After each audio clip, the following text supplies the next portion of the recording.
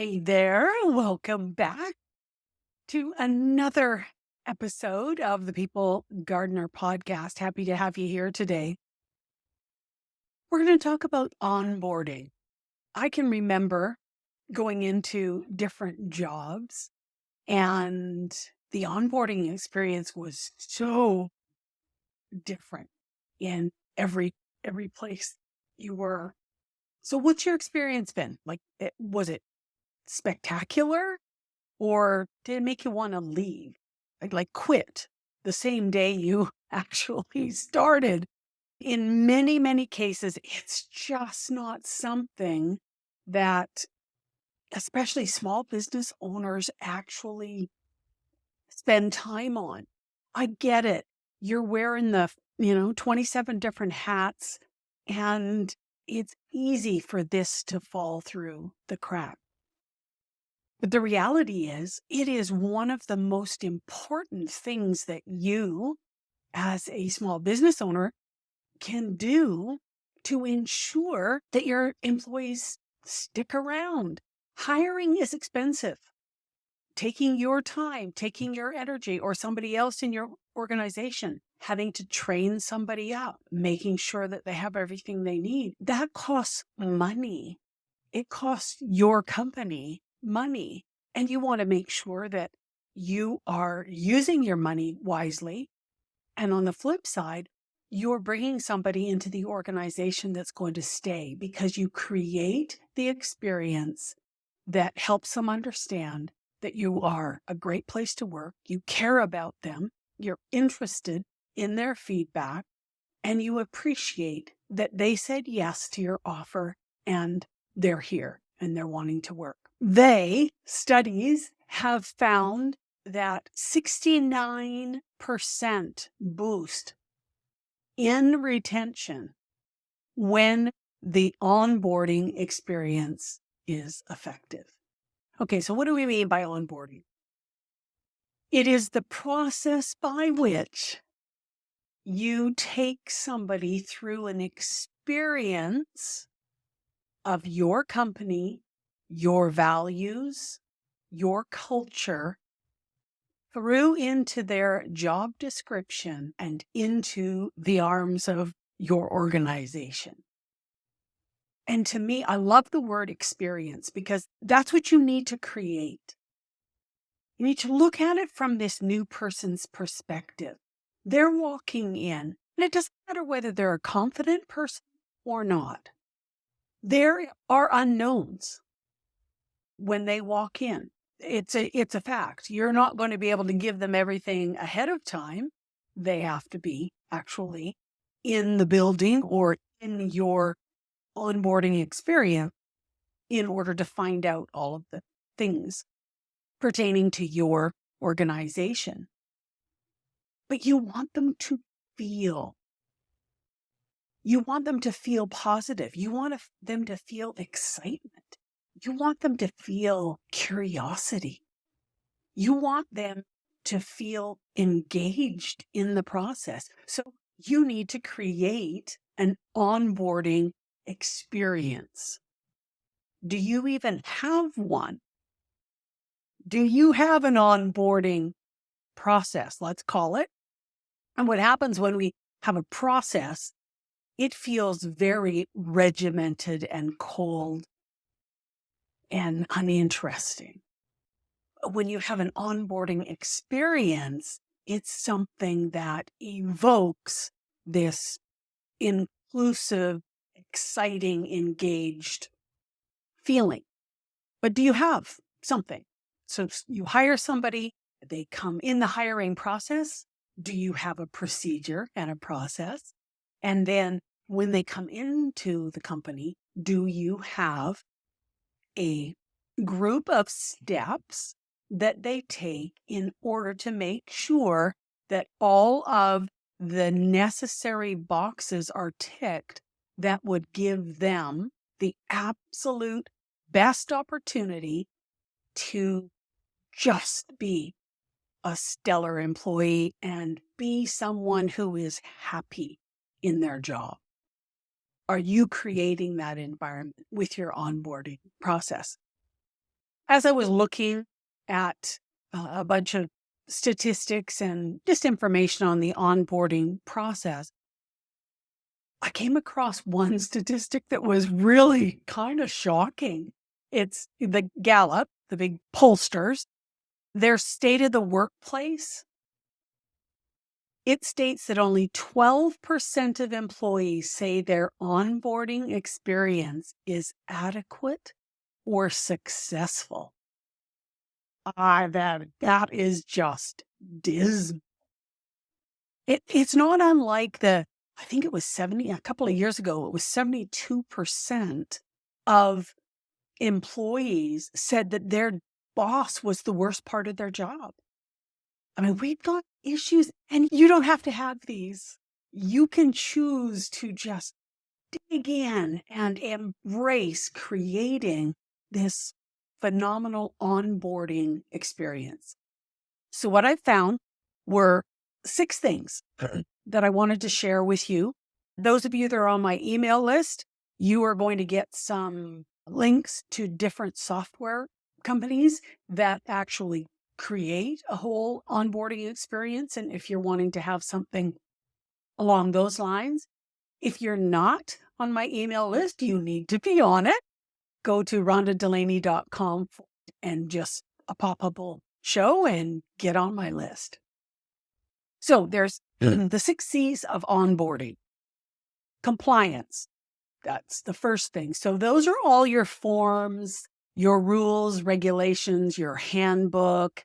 It's getting people their passwords and signed into the computers and any legal paperwork that is required so that they actually are a representative of your company. They are an employee. You're going to know which things you need.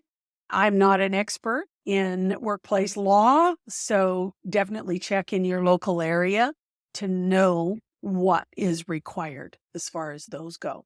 If you do have an employee handbook, which I really encourage you to have, and maybe we'll talk about that on another podcast episode, this is the time you want to make sure that you go through it.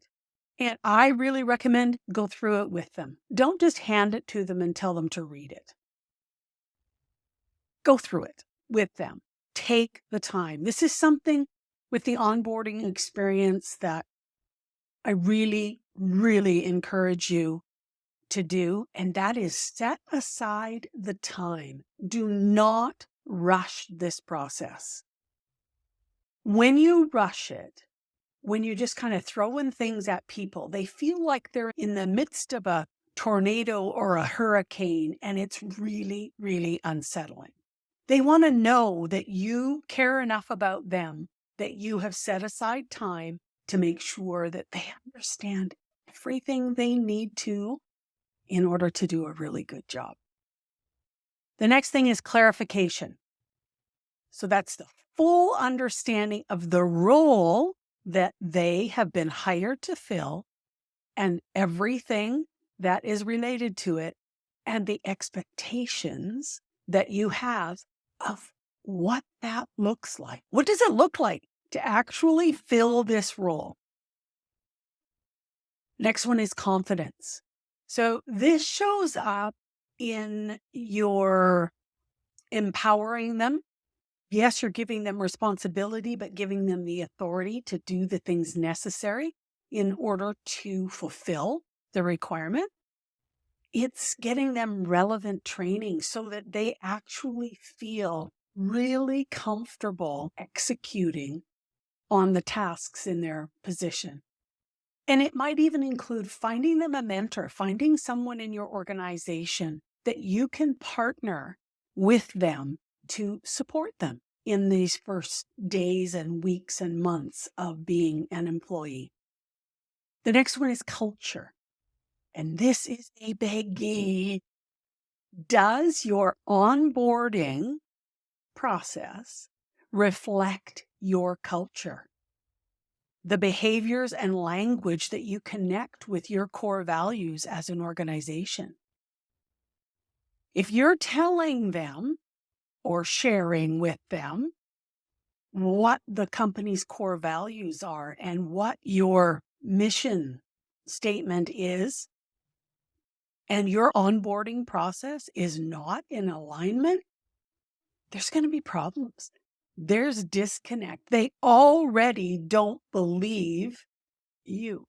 They don't believe that the organization actually incorporates the values that they say that they have. So make sure this onboarding is in alignment with who you are as a company and who you are as a person. Otherwise, it's not going to resonate with the person that you're onboarding. The next one is check back. So it's a follow-up. Check in. Don't just throw them in and say, good luck, happy you're here. You want to check in with them. It could be that first day saying, make a point of going and finding them. And whether that's in a physical location or hopping on a live chat with them if they're remote. Hey, okay, so how did your first day go? What was helpful? What wasn't helpful? Get a sense of, number one, how is your onboarding process working in real time, but also get a sense for them and where they might be at. I know one of the things that was a big challenge for me in corporate, I'm an auditory visual learner, and I created all of our training in that format until I had a gal come in who was absolutely not that. She wanted every single thing in minute detail, printed with screenshots so that she could read it and process it herself. I felt horrible. It was like, how is it possible that you're just training so one-dimensionally? Look at that as well. You get that when you're willing to accept feedback from those that you're onboarding. Invite the feedback. This process is absolutely a reflection of you. It's a reflection of your company. It's a reflection of the values that your company holds. It doesn't have to be this big, huge, long, convoluted process.